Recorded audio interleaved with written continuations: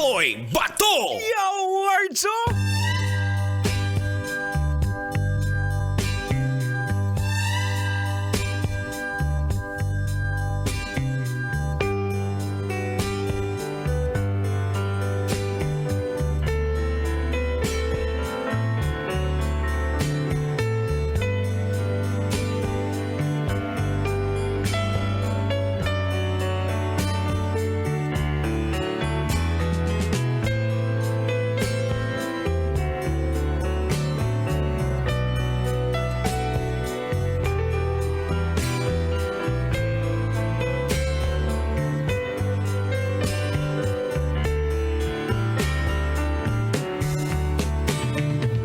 Mayang gabi mga angkol ug mga auntie. Tugutin sad ko ninyo na mga ina sa tagkatahuran nining mga oras ha. Magandang gabi po sa iyo.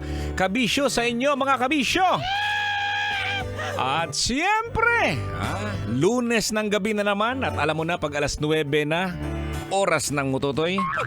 Sa lahat ng mga nakatutoy dyan, hanggang alas 12 ng midnight po tayo magtutyanay. Ako po si Totoy Bato at welcome once again sa ating programang Tutoy na Lab. Ayan, mga magagandang mga experiences po ito mga kabisyo. O kung hindi magaganda, mga memorable, hindi mo pwedeng kalimutan siguro or pinipilit mong kalimutan pero hindi. Parang hindi mo kaya eh. Di ba? Kumusta naman po ang inyong weekend? Ang iyong weekend ang kuluganti at syempre sa ating mga pamangkin dyan na nakatutoy. Ayan, no? Medyo sabi ko nga sa inyo, no? Medyo mabilis lang yung linggong to. Napansin mo ba? Ako parang dumaan lang yung parang hindi nga nag-weekend eh. Hindi natapos yung weekend. Ano ba ginawa ko nung Sabado off ko? Ayun, buong araw nasa bahay. Pag nasa bahay si Totoy Bato, ayan, basic na yan. Hindi tayo naliligo. Takot, hindi yung takot ako sa tubig ha. Parang ayoko lang, gusto ko lang hayahay lang, chill lang mga kabisyo. At isa sa mga ayokong mangyari, ayokong humarap sa tao eh. Alam mo kung bakit? Siyempre wala kang ligo. Yawards, shout out sa mga walang ligo pag kanilang day off. Ayan, at yung iba naman, sabi nila, alam mo to, gusto sana pumunta ng Star City. O baka maraming tao. Eto maganda to mga kabisyo. To. Kasi ang Star City po, open na po from Wednesdays hanggang Sundays. Ayan, so kung Wednesday to Friday po, 2 p.m. to 10 p.m. Pag Saturday to Sunday, 1 p.m. to 10 p.m. Ayan, dapat nilistan yan ha. At mabigyan mo ng panahon ng iyong mga anak at syempre ang iyong asawa. Yo, Wardzo! Alam mo mga kabisyo, no? Dahil nga sa sobrang busy sa trabaho, akala natin na yung buhay ba? Hindi natin akalain na bukas o in a few days time, mawala na siya, yung taon, luoy. Pero alam mo mga kabisyo, no? That's life, yan. Alright, no, sa gabing ito, ayan, pag-uusapan po natin dito ang tungkol sa mga bagay na ginagawa ng mga teenager. Oo, ikaw, Col, ikaw, Auntie, nung teenager pa kayo, tayo, o kaya sa mga pamangkin ngayon, alam mo yan, no? Mga ginagawa ng mga teenager na ikinagagalit ng mga magulang. Alam natin yan, nagagalit yung ating mga magulang. Pero bakit ba natin ginagawa, di ba? Alam mo kung bakit? Masaya ka. Masaya at masarap ang bawal. Oo, sige nga, alam mo naman nun na bawal eh, di ba? Alam natin na nung araw, tayo po'y pinagbabawalan na umalis po sa ating barangay, di ba? Naalala ko yung mga kabisyo, yung teenager pa tayo. Parang may naririnig ako na may fiesta sa isang barangay. Uso pa yung dati ko, di ba? Auntie, no? Ayan, sa mga pamakin, hindi siguro alam. Pag meron pong barangay fiesta, basic na yan na merong diskoral. Oo, yung koral na, yung ano ba, yung ginagamit na koral, yung pangharang, gawa sa kawayan yan. Oo, tapos merong mga sounds na malalaking mga speakers, no? At meron pa dong yung ball ba, yung crystal ball? Ewan ko lang kung naabutan ba yan sa mga pamangkin, pero meron naman siguro dyan sa mga ngayon, no?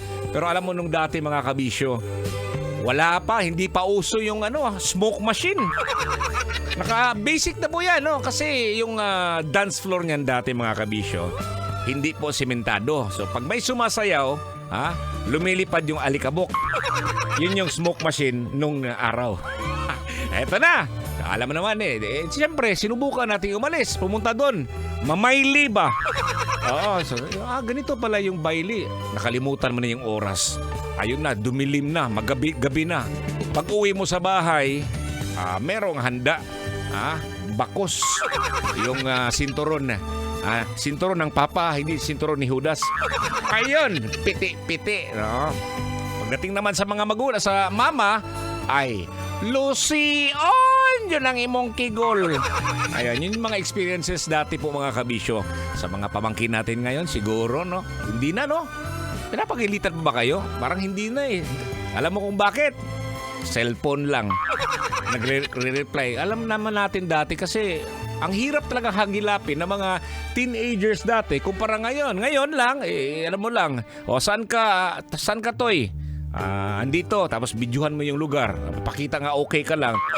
Di ba? Pero nung araw po, mga kabisyo, nako, ang hirap niyan. Dapat sa mga ganitong oras, pag tungtong ng 6:00, dapat nandyan ka sa bahay. Kasi kung wa ka sa bahay, Lucion, yun ang imong kigol. Oo. Yan ang kagandahan po, mga kabisyo, ng technology ngayon, no? Dali la kaayong makita. Di ba, mga kabisyo?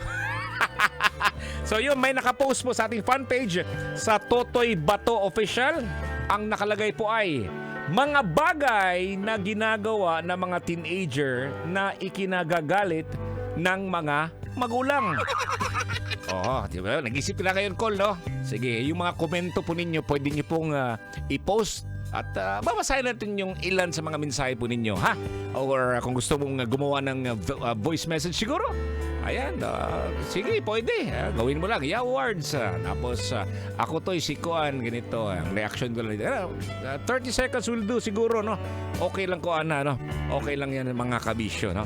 Ayan, shoutout sa ating mga manong driver na nasa lansangan ngayon. Siyempre sa mga grab driver, taxi drivers po, hello po sa iyo. At siyempre sa mga lalamove pod at trailer truck driver, nakatutoy sa atin. Mga kainan din, no? Alam ko, marami talagang nakikinig sa atin. Ako naman silang mga parinti. Parinting mga Bisaya. Ayan, shout out po sa inyo. Kapag kayo po'y kumakain ngayon, pwede niyong i-message niyo ako doon. Toy, pakibati naman tong kainan dito sa may bandang kumakain kami ngayon. Naririnig namin ang boses mo. Puntahan mo aking fanpage, Totoy Bato Official. Ayan, at tayo po'y magsama-sama from 9 p.m. hanggang 12 midnight. Ang programa po natin ay Totoy na Love. Ako po si Totoy Bato. Mayang gabi, kabisyo. Kailangan pa bang i-memorize yan? Love Radio. Basic!